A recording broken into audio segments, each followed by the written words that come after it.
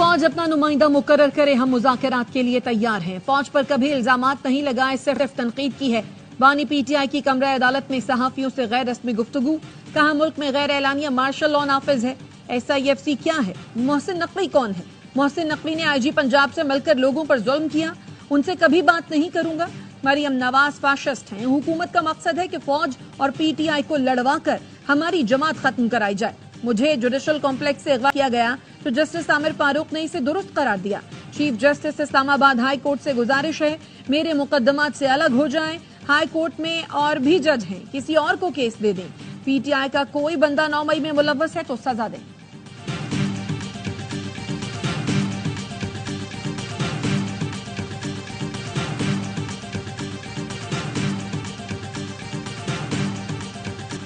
Retired lieutenant colonel اکبر حسین کو field general court marshal K تحت سزا سنا دی گئی۔ فوجی اہلکاروں کو بغاوت پر اکسانے کے الزام میں سزا سنائی گئی۔ Field general court marshal K تحت جرم ثابت ہونے پر 14 سال قید کی سزا سنائی گئی۔ ISPR کا کہنا ہے اکبر حسین کا رینک 26 جولائی سے ضبط کر لیا گیا۔ میجر ریٹائرڈ عادل راجہ اور کیپٹن ریٹائرڈ حیدر رضا مہدی کا بھی کورٹ مارشل کیا گیا تھا۔ دونوں کو 14 اور 12 سال قید بامشقت اور عہدہ ضبط کرنے کی سزا سنائی گئی تھی۔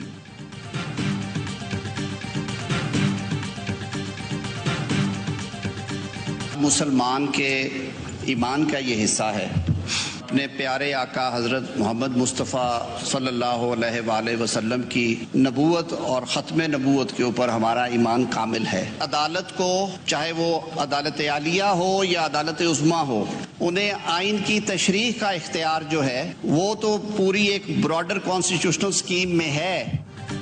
قومی اسمبلی کا اجلاس جاری، وزیر قانون اعظم نذیر طارڑ نے خطاب میں کہا ختم نبوت کا عقیدہ ہمارے ایمان کا حصہ ہے۔ عدالت کو آئین کی تشریح کا اختیار حاصل ہے، کسی کو قتل کا فتویٰ جاری کرنے کا اختیار نہیں۔ آقائے دو جہاں صلی اللہ علیہ وآلہ وسلم کے لیے ہماری جان بھی حاضر ہے۔ حنیف عباسی نے کہا کسی بھی شخص کی جانب سے فتوے پر کسی کو کوئی اتفاق نہیں، اس طرح کے فتوے کی ہمارا آئین اور اسلام اجازت نہیں دیتا۔ ملک بھر میں بارشیں، مختلف حادثات میں 16 افراد جاں بحق، سیاحتی مقام پر لوگ پھنس گئے۔ درہ آدم خیل میں پانی گھر میں بھرنے سے 11 افراد جاں بحق، لوئر دیر میں لینڈ سلائیڈنگ سے 2 کمسن بھائی جان سے گئے۔ مانسہرہ میں ماں بیٹا سیلابی ریلے میں بہہ گئے۔ اپر چترال میں سیلابی ریلوں سے تباہی، درجنوں مکانات کو نقصان پہنچا۔ یارخون روڈ پر ٹریفک کی آمد و رفت معطل۔ سوات میں کالام کے قریب طغیانی کے باعث پل کا ایک حصہ نالے میں بہہ گیا۔ فیصل آباد میں گودام کی چھت گرنے سے 2 خواتین جان سے گئیں۔ مظفر آباد میں لینڈ سلائیڈنگ سے مانسہرہ جانے والی شاہراہ بند ہو گئی۔ شاہراہ نیلم بھی متاثر۔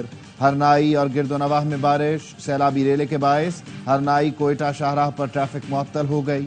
وزیر اعظم کا چیئرمین NDMA سے رابطہ، جانی اور مالی نقصانات کا تخمینہ لگانے کی ہدایت۔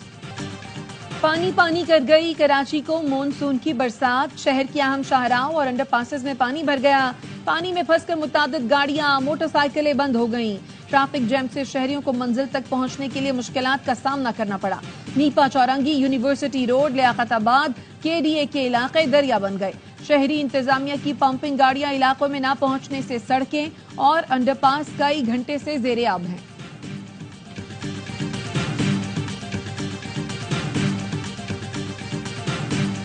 Untaxed sectors into the economy, we are at the end of the road. At least at the federal level, we have to reduce our expenditures. Implementation کی طرف ہم اب جا رہے ہیں اور منسٹری بائی منسٹری یہ اس کی اناؤنسمنٹ ہوگی۔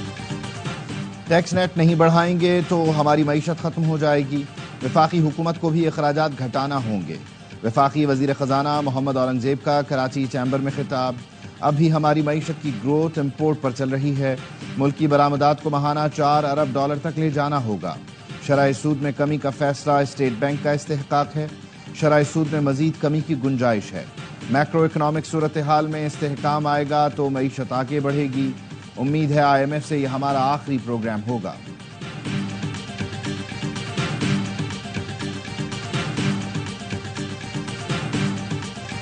تحریک انصاف حکومت نے IPPs کا حل نکال لیا تھا۔ IPP سے معاہدوں کو ری وزٹ کرایا، لیکن جنرل باجوہ اور تحریک عدم اعتماد آڑے آ گئی۔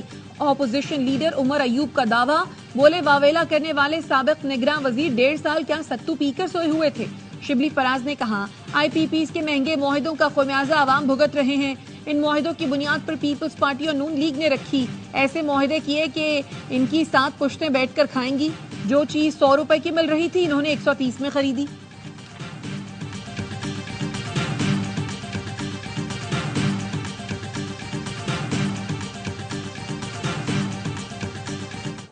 عمر ایوب صاحب کی وہ بھرپور دھواں دار تقریر سن رہا تھا کہ جناب انہوں نے ملک کو برباد کر دیا. جناب پاکستان مسلم لیگ نون کے وزیر تھے, جناب نے 5-7 جماعتیں بدلی, جناب کو یاد نہیں رہتا کہ تنقید اپنے اوپر کر رہے تھے, کابینہ کا جناب حصہ تھے. IPPs کے ساتھ معاہدوں میں توسیع نہیں ہوگی. IPPs سے قبل از وقت ریٹائرمنٹ کی کوشش کر رہے ہیں. وزیر پیٹرولیم مصدق ملک کی پریس کانفرنس. کہا عمر ایوب 2013 کی پالیسی پر تقریر کر رہے تھے. فرما رہے ہیں نون لیگ کے وزراء نے ملک تباہ کر دیا. جس دن تمام منصوبوں پر دستخط ہو رہے تھے عمر ایوب ہماری کابینہ کا حصہ تھے. وہ منشی نہیں مشیر تھے, اٹھ کر چلے جاتے. گوہر اعجاز اور عمر ایوب میرے دوست ہیں. جب آپ کے پاس قلم تھا تو اس وقت کچھ کیوں نہیں کیا؟ ایران کی سستی گیس کا ہمیں پتہ ہے, لیکن پاکستان بین الاقوامی پابندیوں کا متحمل نہیں ہو سکتا.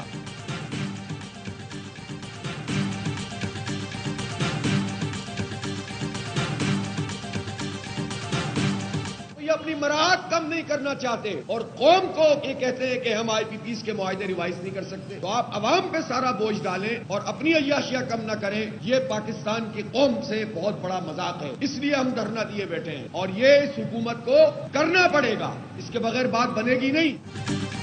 حکمران اپنی مراد کم نہیں کرنا چاہتے اور قوم کو کہتے ہیں IPP سے معاہدوں پر نظر ثانی نہیں کر سکتے. IPPs کا کھیل پیپلز پارٹی کے دور میں شروع ہوا. معاہدوں کے حقائق آج بھی سامنے نہیں لائے جا رہے. امیر جماعت اسلامی حافظ نعیم الرحمان کا راولپنڈی میں دھرنے کے شرکاء سے خطاب. کہا کہتے ہیں کل سے کراچی میں بھی دھرنا شروع ہوگا, اس کے بعد اسے پورے ملک میں پھیلا دیں گے. پہلے مرحلے میں گورنر اور وزیر اعلیٰ ہاؤس میں بیٹھیں گے, دوسرے مرحلے میں شاہراہوں پر دھرنا دیں گے. مہنگی بجلی اور ٹیکسوں کے خلاف جماعت اسلامی کا راولپنڈی میں دھرنا 5 روز سے جاری ہے.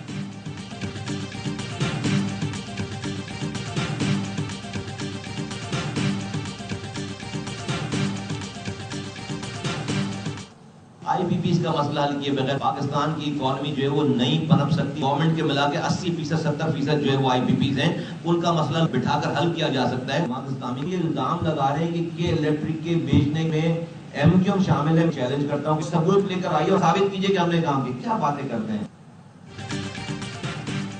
IPPs کا معاملہ حل کیے بغیر ملکی معیشت صحیح نہیں ہو سکتی. ہم IPPs پر سب کو ساتھ بٹھا کر معاملہ حل کر سکتے ہیں. مصطفیٰ کمال کہتے ہیں افسوس کہ جماعت اسلامی کی کوئی بات سچ نہیں ہوتی کہ الیکٹرک کے حوالے سے جو الزام لگا رہے ہیں ثابت بھی کریں. فاروق ستار کا کہنا ہے جماعت اسلامی کو مسئلے کا حل نکالنا ہے یا کہ الیکٹرک کو دوبارہ سرکاری تحویل میں دینا ہے. کہ الیکٹرک سرکاری ادارہ رہتا تو اس کا حال بھی اسٹیل ملز جیسا ہوتا.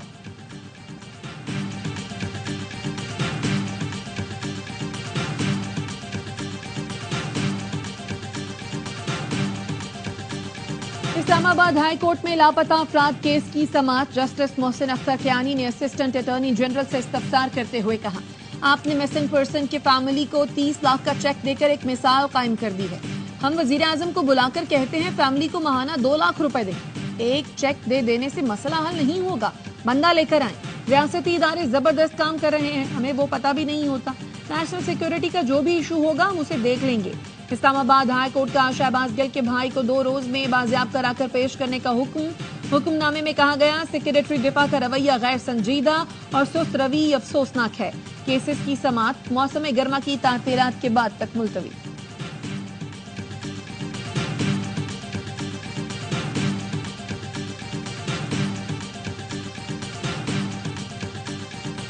PTI ترجمان رؤوف حسن کے مزید جسمانی ریمانڈ کی استدعا مسترد. جوڈیشل ریمانڈ پر جیل بھیج دیا گیا. PTI میڈیا کوارڈینیٹر احمد وقاص 2 روزہ جسمانی ریمانڈ پر FIA کے حوالے. وزارت داخلہ کی جانب سے بنائی گئی JIT نے کام شروع کر دیا. تحقیقات میں پتہ چلا سیاسی جماعت کے دفتر میں منظم سیل ریاست اور اداروں کے خلاف کام کر رہا ہے.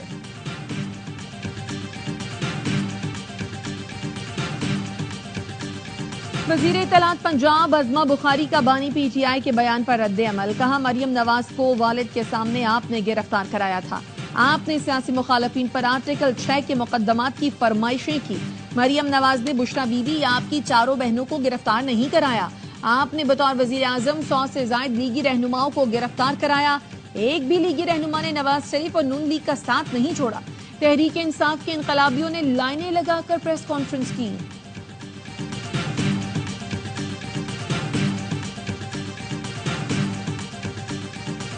چیف جسٹس قاضی فائز عیسیٰ کو دھمکی دینے کا کیس. لاہور کی انسداد دہشت گردی عدالت نے ٹی ایل پی کے طاہر سیفی کا 7 روزہ جسمانی ریمانڈ منظور کر لیا.